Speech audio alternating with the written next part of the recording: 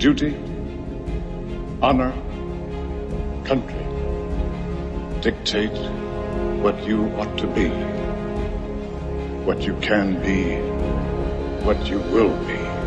The destiny of man is not measured by material computations. When great forces are on the move in the world, we learn we're spirits, not animals. Now, we are the masters of our fate. Howdy, gents, and welcome to a special Father's Day edition of the Wolf and Iron podcast. I'm Mike Yarbrough, founder and curator of the manly website wolfandiron.com. Guys, this is going to be a good one. I wanted to put together a special podcast for Father's Day where various men could share a bit about their father or grandfather or some man in their life that set the example for them. I know for myself, and I imagine most of you are the same, there's a lot of benefit to reflecting on how our father, grandfather, or absence thereof affected who we are as men. It gives us a chance to see our dads through a lens of maturity that we didn't have as children, give them credit where credit was due, and to see if we may be going down any of the bad roads they unfortunately did, or if we're becoming the kind of men they would be proud of. I want to start off by saying a sincere thank you to the men honored in these recordings, the men who set the example, and for whom these stories are about. I also want to thank the men who took the time to tell their stories. Guys, I know for some of you this wasn't easy, and there's a lot more we talked about that didn't make it into the podcast, so thank you for your time and for your willingness to share. Happy Father's Day.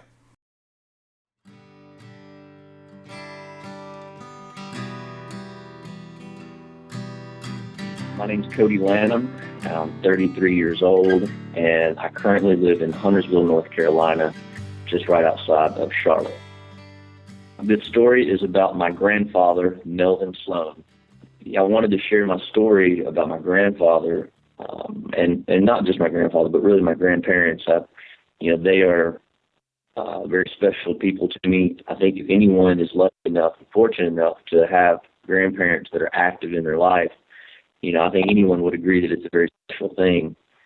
Obviously, for this is, more focused around my grandfather, and my grandfather and I, we've been best friends since day one. And he's always been a very special component and an important component in my life and growing up and developing into who I am today. My grandfather, he was born in 1940. They married in, his high school sweetheart, right, in 1957. And, they've had a team, it's been a team effort ever since. And, they've just been a shining example of what I personally think, a couple should be.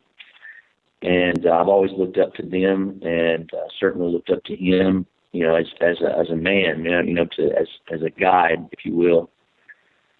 And some of my favorite or fondest memory with him was, just riding around in the truck. It's something he always wanted to do. He picked me up. I was essentially his sidekick, for the day. Maybe I spent the day with him, and we're talking about pretty young, as young as 5 years old. And, this kind of went on, until I eventually got out of high school and, went to college. But my grandfather, grandparents always had a farm. The typical day was you get up early and you had to have breakfast. That was the most important start to the day, right? It was the breakfast. And so it would always be a little hole in the wall place. And you'd walk in and there was always, a bunch of, farmers sitting around and reading the newspaper and drinking coffee. It's whatever you would imagine small town, the little small town coffee shop would be. That's probably it. I mean, it was kind of picture perfect, if you will. And so we'd always have to go work on the farm. That was important. And we didn't have a farm, but he'd have cows, and he'd always teach me how to work the cows. And he's taught me how to ride a horse, how to hammer a nail, how to whistle. Working on the farm was always important to him and me to be with him because, it kind of instilled a hard work ethic and the value of hard work. it was almost just the idea, and we probably wouldn't even accomplish anything throughout the day. It was just the fact that we were with each other. We got up early. We went out and we did stuff. Growing up, he taught me how to ride a horse, you know, and it was always important to him that I had something to take care of, you know, and that I was like a part of something. And of course, it didn't make sense to me at the time. It was like, you know, but now I look back and I realize that was just another lesson that he was able to teach me, you know. And every year I'd always have another horse, a different horse, you know. And as I got older, the horses got bigger, you know. So it's almost like he had a plan, like he knew what he was doing, you know. You know, and you know, a lot of the things that I do today, like getting up early, you know, I kind of contribute that to him. You know, my grandfather, he actually, so it's kind of a interesting story, but he was on the Grand Ole Opry. You know, him and his brother actually danced on the Grand Ole Opry. You know, he was kind of born into this family of musicians. You know, they grew up dirt poor too. You know, like a two-room house. You know, with a fairly large family. You know, brothers and sisters, and his whole life was music. You know, and then he transitioned into this, you know, the Grand Ole Opry, and you know, I even used to dance on the Grand Ole Opry with him. You know. But, you know, it's not something that I usually talk about. But, you know, the older I get, the more proud of it I am, you know, because that was, I know for him, I don't remember a lot because, again, I was, you know, 3, 4, 5, I think. I mean, I didn't even know what I was doing. You know, I was just like this little cute thing that ran out on the stage and danced, you know. But, you know, I know that was very, very special to him. Tons of pictures of me, you know, in my little square dancing outfit. So, you know, and my grandparents are kind of the ultimate entrepreneurs, if you will. I've always known them to work for themselves. And, you know, I've never known them to work for anyone else. And I always, you know, the older I get, the more value that is for me, you know, and kind of helps me understand that how much more important they are and the things that they've taught me, right, growing up. Another memory that I have is he taught me how to drive, you know, and I can remember us driving around the farm. You know, he always had 2 trucks, right? He had his riding around town truck, and then he had his, you know, his beater truck, you know, that was the farm truck, right? It went everywhere, you know, it was kind of the muscle. But he'd always let me drive it. And, I mean, as far back as I can remember, to the point where he would put me on a Yellow Pages book, right, and scoot the seat all the way up. And he'd just let me drive, you know. Didn't matter if I wanted to drive through the field, if I wanted to drive over the hill, through the bush, it didn't matter, you know. And so that was my driving lesson growing up. You know, it was my granddad putting me on the Yellow Page book and letting me drive through the farm. You know, unfortunately, my parents divorced when I was very young. So don't get me wrong, that both of my parents were involved in my life. But, man, my grandparents, they're just kind of a shining example of, again, and I know I've already said this, but what I think a couple should be. You know, 1957 is when they got married. And I can call right now, and one of them will answer the phone, and the first thing, if it's my granddad, he'll yell at Grandma to let her know I'm on the phone, and she'll pick up the phone, and then I'm talking to both of them.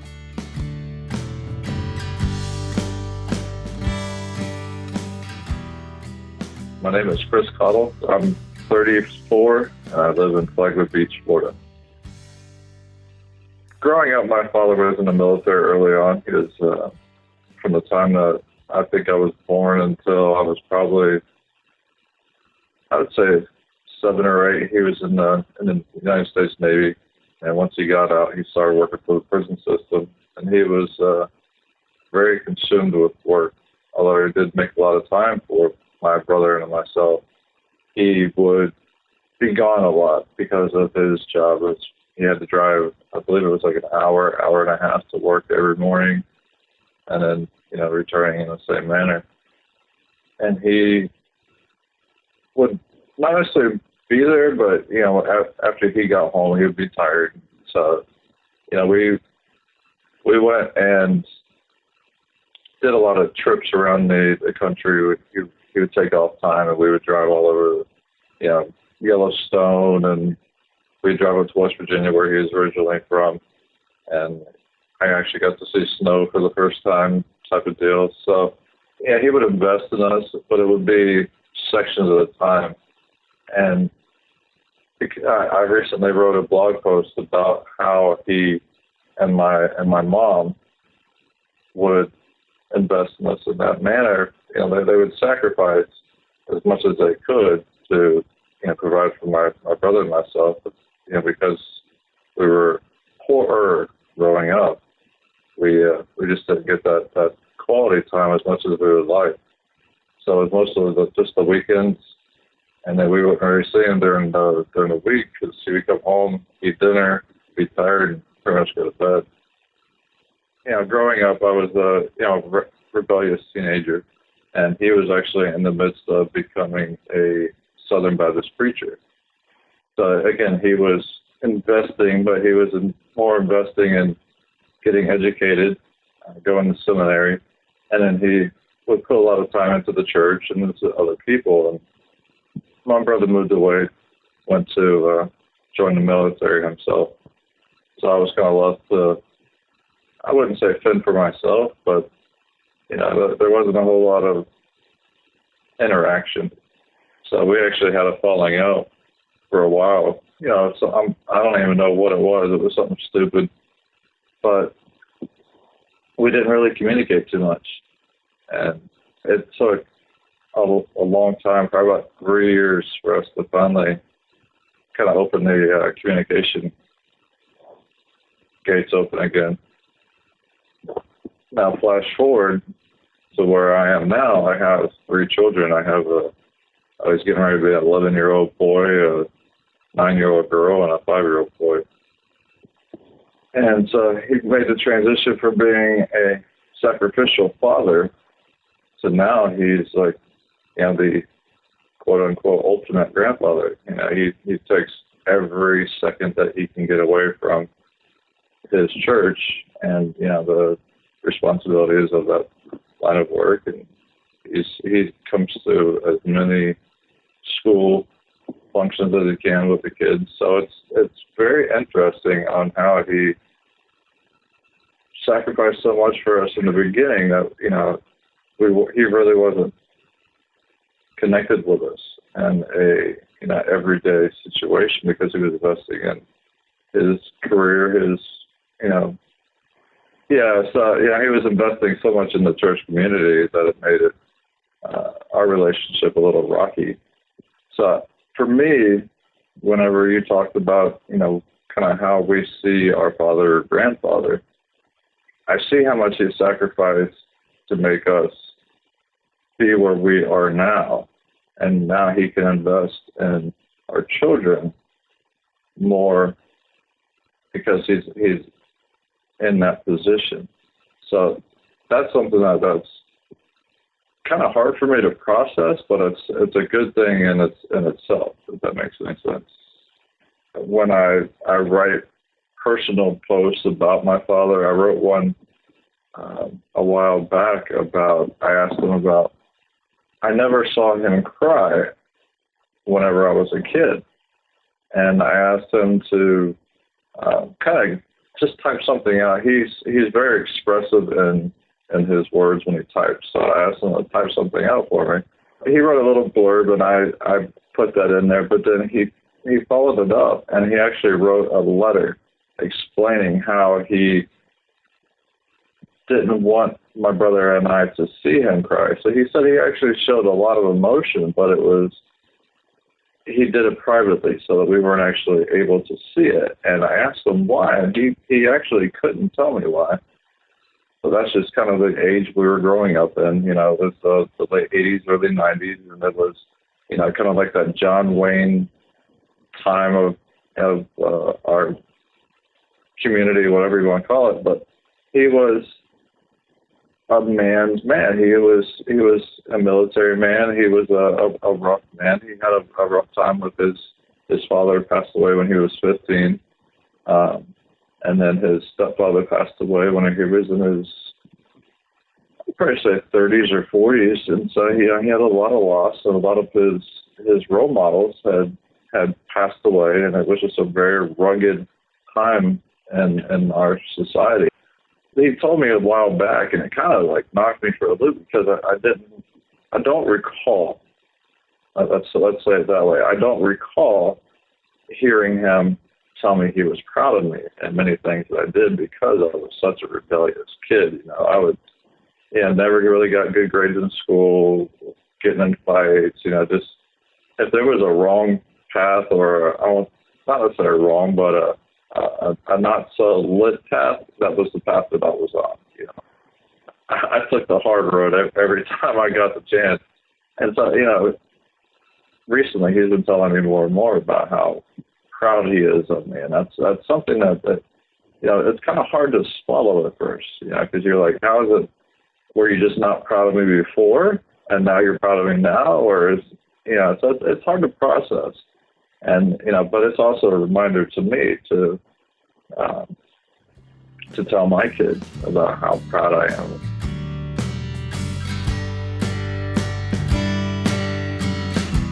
Hi, my name is Michael Neese. I am 35 years old, and I live in Los Angeles, California. My dad was not, his real dad was not a good man. He was originally from, his real dad was originally from a place called Buckhorn, Kentucky, which is in Hazard County. It's out in the middle of nowhere. Like when you think of hillbillies, that's where they're from. You gotta, to get out to where they're from, you gotta go into what most city people would consider to be just like really scary areas where you just don't know what the locals are gonna do. My grandmother and my grandfather ended up living in Indianapolis. My grandfather worked for the Seagram's distillery in Indianapolis, and he partook heavily in the whiskey. He was a raging alcoholic. He would come home every night and he would beat my grandmother. Even to the point of when she was pregnant with my dad, he punched her in the stomach once. This went on until my dad was about 2. And one night, my grandmother, who she is the kindest, strongest woman I think I've ever met in my entire life. She had had enough. She realized she couldn't let my dad be raised in this environment. She didn't want to endure it anymore. So she grabbed when he was beating her, she grabbed the first thing she could, which was one of those old 1950s stainless steel percolators. And she clocked him upside the head. He plopped down like he was dead on the couch. She actually thought she'd killed him. And in fear, she ran and went to her brother's. And she ended up moving to New Jersey and just completely left him. Actually, the next day, he had actually come to her brother's house where she was hiding out, and he was greeted with a double-barrel shotgun and told, "Get on, you're not welcome here." A lot of respect for my great uncles for doing that, because in essence, they helped save my dad's life and who he is as a person. And so my grandma ended up, she had family in southern New Jersey, just about 30 minutes outside Philadelphia. Beautiful, out in the middle of nowhere country, a lot of farms, a lot of gardening. And she made a new life for herself there. She met the man that I know as my grandfather. I always called him Pop growing up. His name was Joseph Bailey. And 64 years ago, they got married. My dad was 4. And they were married for 64 years. My grandfather actually just passed away about 2 weeks ago. And so all this stuff is really fresh on my mind, because I took a trip out there for his funeral. And, you really, like, when your grandfather passes away, they've lived in the same house, like, pretty much the entire time. So, like, they've lived in that house, I think, 63 years of the 64. And so, not very often, at least for me, is that I'm able to go to the place where my dad could call his childhood home and sit in the living room where he sat when he was a kid. And, just a lot of questions, came up just about my grandfather, since we were reflecting on his life. And my grandfather, when he was a child, he was actually born during the Great Depression. In, I think it was 1931, and like right in the heat of it. His mom was a really tough lady. She didn't know how to care for her kids in that environment, so she threw all of her kids in an orphanage. And in her mind, I'm thinking, she was doing the best for them because they'd at least get fed and have a roof over their heads. And my grandfather, he spent a huge, 3 years of his life in that place. And and so his understanding of love and taking care ended up being provision. He decided not to become bitter at his mother for what she did. Instead, he decided to forgive her and to just try to help other people. And he didn't know how to really show love and affection. And so his way of showing love and affection was by providing, by working phenomenally hard for his family, by enlisting in the military and, serving during the Korean War, by being a volunteer firefighter, and literally helping everybody in the neighborhood with stuff that they couldn't do. He could do anything. My dad told a story about once he decided he was gonna start a picnic table business where he was gonna make these phenomenally beautiful picnic tables. My dad said they were spectacular. The problem was the business didn't thrive because my grandfather gave almost all of them away. So his generosity was just through the roof. And, I remember him, when I was thinking back, my memories of him are encompassed in, other than just his, love, and he became more affectionate in his old age to us as grandchildren. But it was, pipe tobacco, motor oil, and cut grass. Those are the scents that I think of when I think of him. He always smoked a pipe with Captain Black tobacco. And he's very strong in my memories. Where my dad comes in is, he's the oldest. My grandparents ended up having 2 kids who are my dad's half brothers. He just knew them as his brothers growing up. And my dad's the oldest. When my dad turned 13, my grandpa told him, all right, time for you to go get a job. And so my dad went out, and, when I learned that, so much about my dad just started to make sense. Because my dad has always been a very hard worker. Where his dad didn't know how to show affection, my dad was always very affectionate. He always showed his love through hugs and just telling me every day that he loved me, and just just being, in my mind, what the absolute best father in the world would ever be like.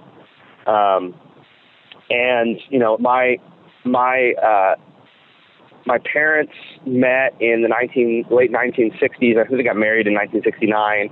They were pastors at an Assembly of God church in Hamilton, New Jersey for several years when all their friends started to go off to this organization. It's a brand new organization called Youth with a Mission. It's shortened off into YWAM. And what Youth with a Mission's goal was to do was to take just the truth of Jesus Christ to the ends of the earth, to help those who are in need. And the mission statement was to know God and to make him known. And that was pretty much it. And they had a huge amount of people who were just like hippies and, just like really wild, ragged people that you'd look at them and go, what on earth is going on here? But they were going out and they were helping the poor. They were working with people in places that nobody wanted to go. And that led my parents to, they started in New Jersey and they ended up in Solvang, California for a few years. And then they moved to Texas in 1980. And my dad in 1979 took a trip to Bogota, Colombia with Youth with a Mission. And he accounts that as the first time in his life that he saw street children. And it broke his heart. I mean, he just didn't even know that was even a thing. He was thinking about his kids at home. At the time, it was my brother and sister. I was born in 1980. At the time, it was my brother and sister. He was thinking of his kids at home, warm in bed, with food whenever they wanted it. And here were these kids living on the street, sniffing glue, and just atrocious. And so he went home and told my mom that he wanted to adopt. And she looked at him and said, Wick niece, that's his name, his name's Wick. She said, Wick niece, you cannot adopt every child in the world. And he said, but we can adopt one. And so they let their friends in California and in different places in the organization they worked with know that they were interested in adopting. And probably sometime around this time of the year, in 1980, they got a call from their friends in California where they'd lived that said they had a girl there who had a child that she was wanting to put up for adoption. And that was me. And October 24th, 1980, I was born out here in Los Angeles. Parents flew out and took me home 4 days later. And so my dad, in the organization he was in, because they were in the business of going throughout the whole world, he was doing a lot of traveling. And so a lot of people who are in quote-unquote ministry will see it as their individual responsibility. And I think this applies to business as well. I think this applies to almost anything in a man's life. They'll see their job as being their job and their home life as being something completely separate. My dad and my parents, from a very young age with kids, decided that wasn't going to be the way they were doing it. They decided that if they were called to do this, then the whole family was going to be called to do this. So we were either all doing it or none of us were doing it. Both of my parents took me all over the world. And my dad, one of the things that he really focused on because of his upbringing and things, it is this concept of a lot of people, some people I think have begun talking about it more, but I think a lot of people don't think about, which is the father heart of God. Jesus referred to God as a father. And what does that even really mean? We like to look at God as this, kind of far away, aloof deity who I can't really relate to. But Jesus related to God as a father. And so my dad was driving one day, and all of a sudden it occurred to him that his dad had never told him once with words that he loved him. And he just never had thought about that. Here he was, I think probably about 35 years old, and it strikes him, my dad never said, "I love you." Which is something that, he had never done. I think because his mom and his grandmother were very affectionate. And so he learned that from them, but his dad had never done that. And so, side note, at that point, my family set aside on a mission to just love my grandfather to death until he understood what true affection and love was. And I remember the first time my grandfather told me that he loved me. I was 15. It was 1996. I was at the Philadelphia airport about to go home from spending a week with them. He put his arm around me and he said, "I love you, baby." And I was floored. I was like, oh my goodness, I can't believe I'm here. Wow. It was so impactful that I remember it. I'm 35, And so, and that just goes to show that, even, people who seem like really, really hard, tough people on the outside, they have hearts. And my grandfather was one of those. Yeah, I couldn't have picked anybody if I tried. Anybody was better. My name is Stacy Conlon. I'm 38 years old, and I live just outside of Chicago, Illinois, in a neighborhood called Bridgeview.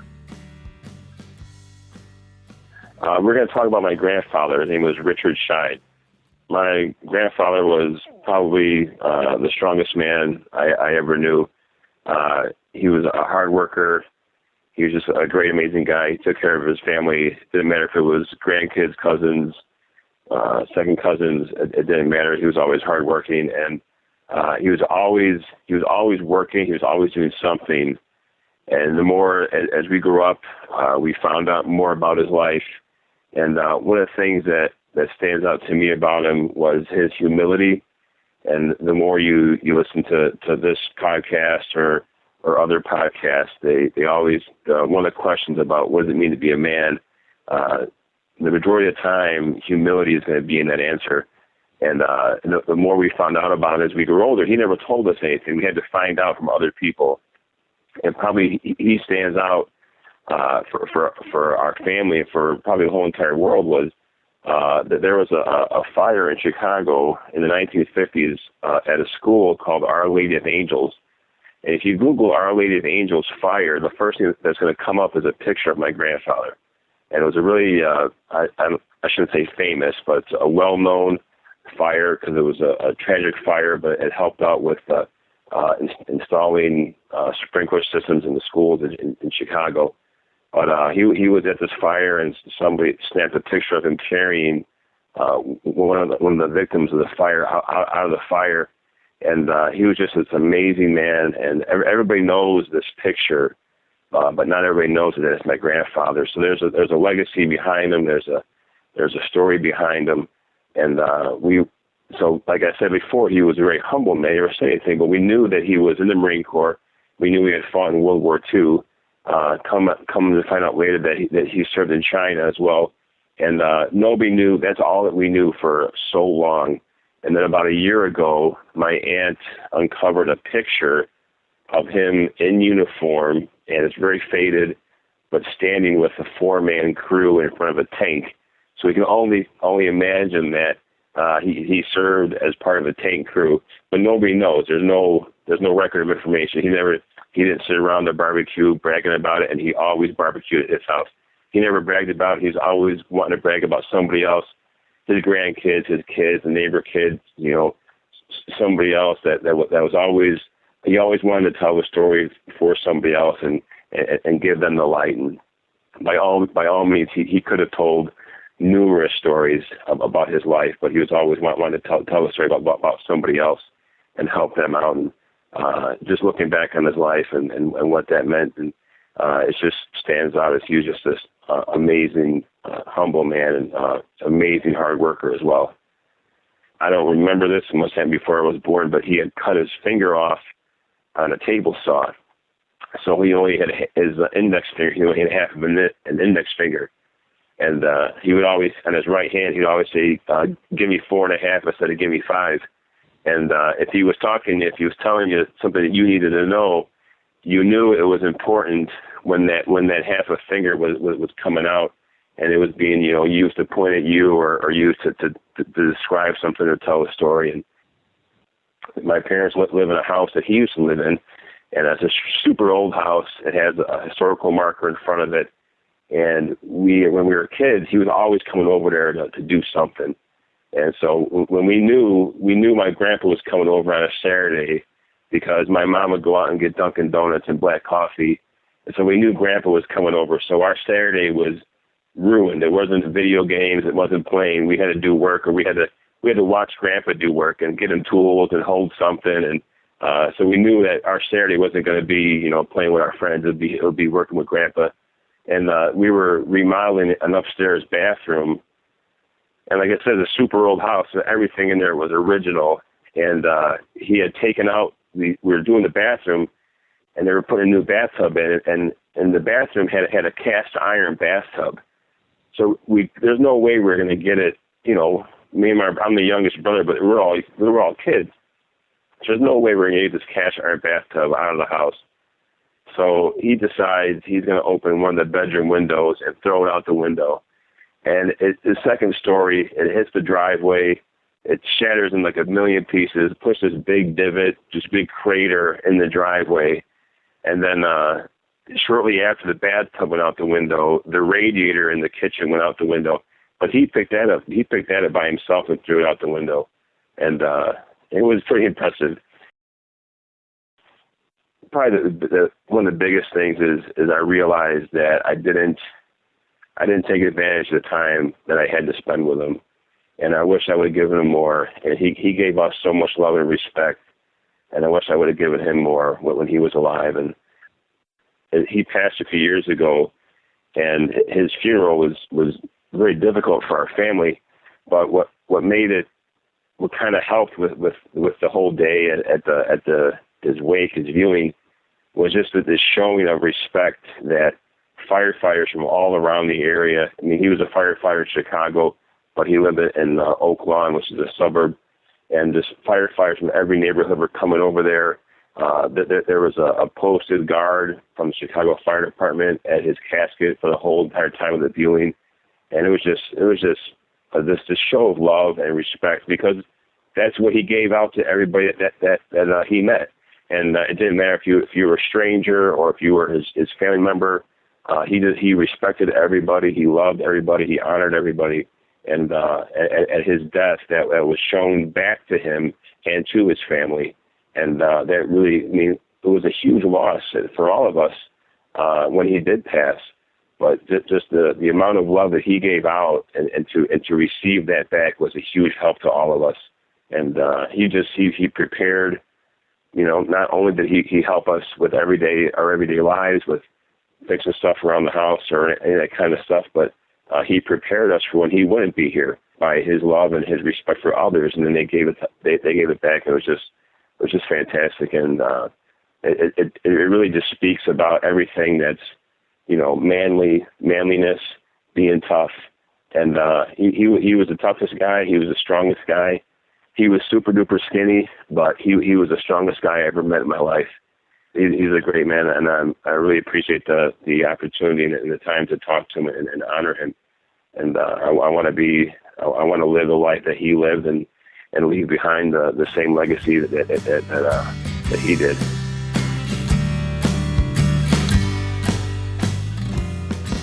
You know, my name is Joshua Long. I'm going to talk about my father. I'm 37, and we both live outside Dayton, Ohio. My father actually just lives a few blocks away from me, and been that rock in my life. I come from a pretty stable family. You know, my father's just always been there. My mother's been there. I'm still married today. They're going on 30 or 40 years, somewhere there. My father's going to turn 60 this year. We're having a party for him. When my brother and I were born, I have an identical twin. He was pumping gas, and so when we were born, he was pumping gas at a local Shell station. He had no idea he was having twins. They did not realize they were having twins till the day that my brother and I arrived in this world.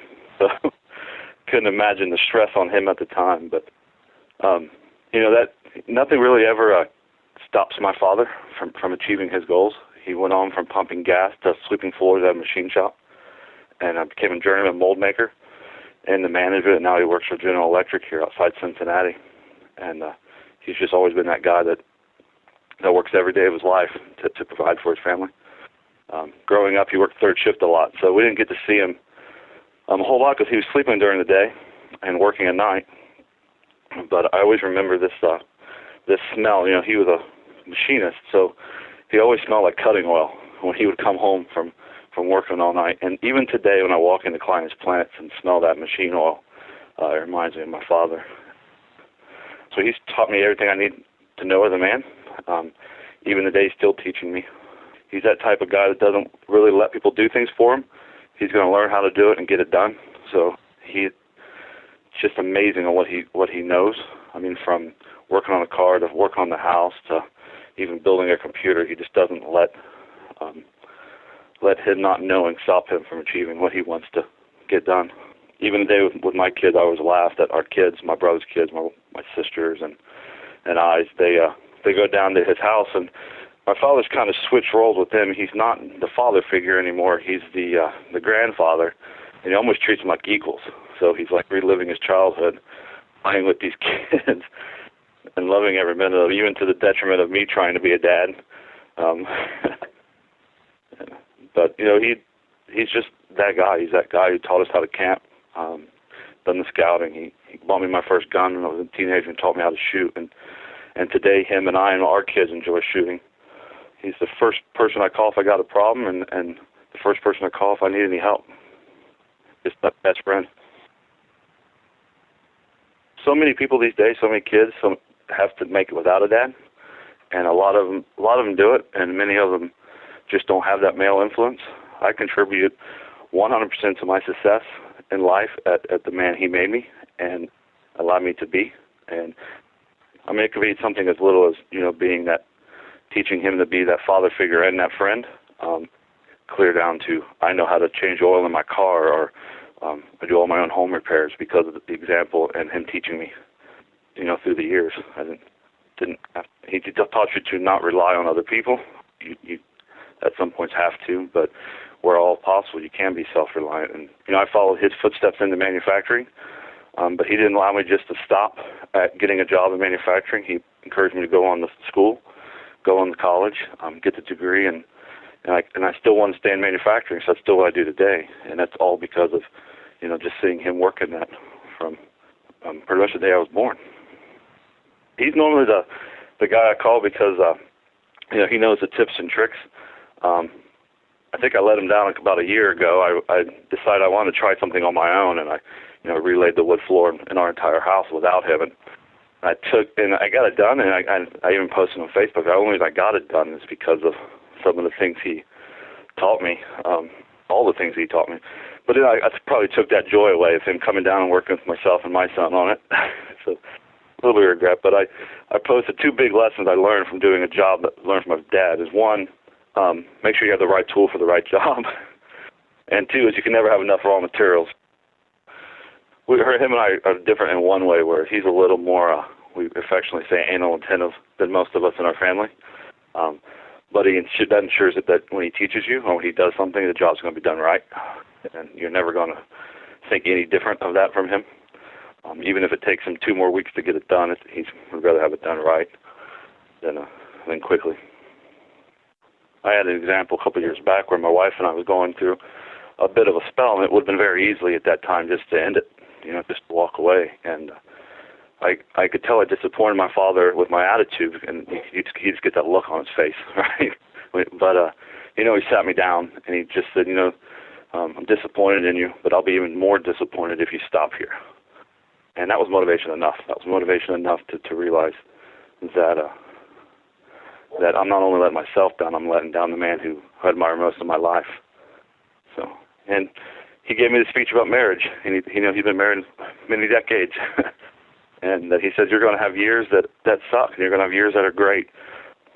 And it's the love that's going to get you through. And at this point in time, even if you're not at the best point in your marriage with your wife, you still owe it to your kids to be a father and be there every day. And the only way you can be there every day is work it out with your wife. And we did, and I owe him for that too. Sometimes it's not even a conscious decision. It's just you do something and you step back thinking, my dad taught me that, or he would have been proud of that. And my father's still in my life every day, and I make sure that my kids get to know him because that influence that they're going to have.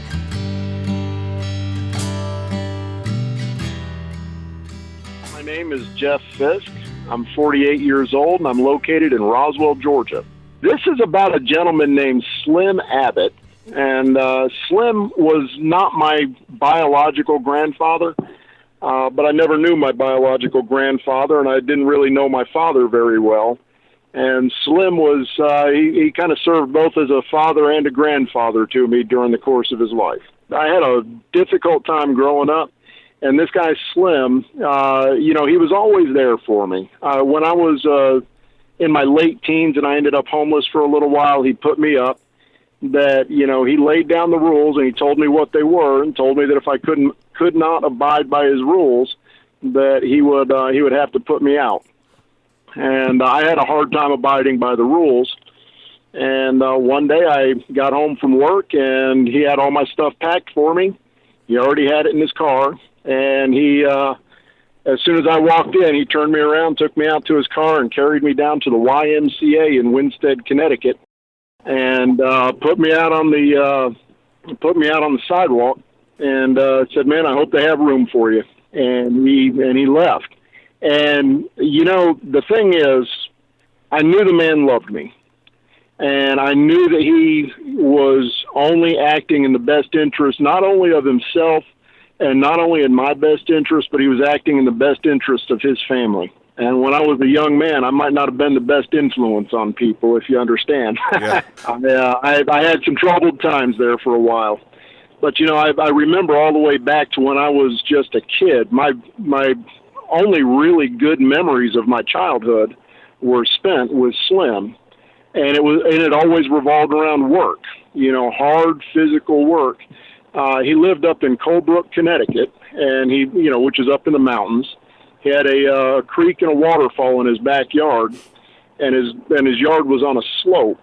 And I'll never forget, we used to go down in the creek, and we would dredge stones up because, coming down from the mountain, the waterfall would bring a lot of rocks down. So we'd get at the base of that waterfall, and we'd dredge up some rocks, and we'd bring them up into the yard. And we'd get out there, and by hand, no equipment or anything else, we dug out terraces, And over the course of time, we terraced his yard into 3 separate terraces, all with rocks that we dredged out of the creek. And, you know, as much work as it was, it still remains to this day to be the happiest memories of my childhood. You know, because it taught me a lot about who the man was. We got to spend time together. He talked to me. He treated me like a human being. And, you know, not too many people did that when I was young. So it was a tremendous influence on my life. And, you know, to be honest with you, and this may sound crass, and I don't know if maybe you'll edit this out, but I didn't cry when my mother passed away. And, you know, when my father disappeared in 1992, didn't cry. That didn't faze me that much. When I found out that Slim passed away year before last, it took me days to get over it. You know, it was a really difficult time for me because he was the greatest single influence in my life. And when I turned my life around and got myself straightened back out, he was getting on up there in years, and dementia was starting to set in. And it used to just make me feel so good that every time I would go up to his house and visit him, I'd walk in the door and he'd be sitting at the kitchen table and he'd look up and he'd say, "Hey, Jeffy." That's what he always called me. Yeah. No matter how bad it got, he remembered me like I was one of his kids. Man. And, you know, he remembered his kids and he remembered his wife. He didn't remember a lot of other people. And so it made me feel like I was really a part of his family, because every time I walked in that door, he remembered me and called me by name. So when I was ready to turn myself around and, you know, and start behaving properly, he welcomed me back into the family just as if nothing had ever happened. And so, yeah, tremendous individual. You know, it wasn't just me either. This guy had such a great heart. He took in strays from all over the place. And he treated us all like family. You know, that's the kind of guy that I try to be myself. I try to carry on the same tradition that Slim had with me. Try to treat everybody with dignity, respect, and love. When my wife told me she was pregnant with our first son, one of my greatest fears was, you know, I'd always heard about the cycle of abuse. And I came from a very abusive household, and I was terrified that I was going to continue that. But and take my cues on how to treat my children from any of the stepfathers that wandered through our house. I took my cues on how to treat my sons from the way Slim treated me. And, you know, and I think my sons, if they were here, they would probably tell you the same thing. They got to meet him. They loved him just as well. And, you know, they would tell you, yeah, they can see his influence. They don't see the influence of all the other men that my mother married. Yeah. But they see the influence from Slim. You know, not to take anything away from the important role of mothers, but men are important in the lives of their kids, and the influence of a man, especially in a boy's life, the influence of a man is tremendous. And to have a good man to step in. I mean, things could have gone really horribly wrong for me. Yeah.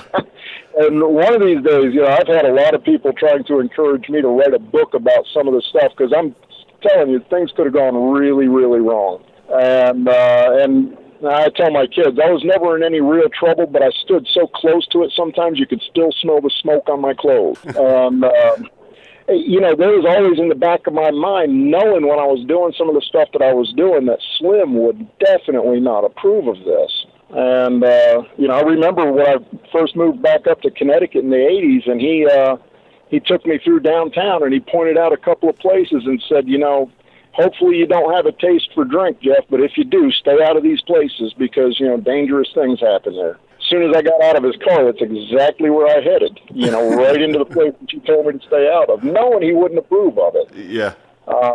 You know, and that was always in the back of my mind, too. Yeah, I know he's not going to approve of this.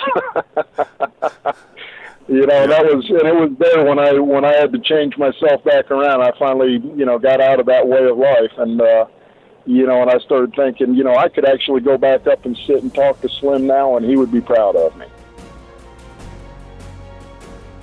Men, I hope these stories have inspired you in what may be the greatest challenge and most important endeavor you undertake. These are stories of legacies and of generational blessings made possible because a man showed up and set the example.